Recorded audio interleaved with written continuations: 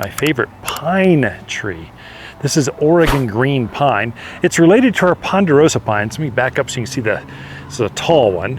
So it's at about a 25-gallon size, standing overhead height. You can just see this nice, thick, green foliage. These are the new candles coming up, and so it gets up, 35 feet tall.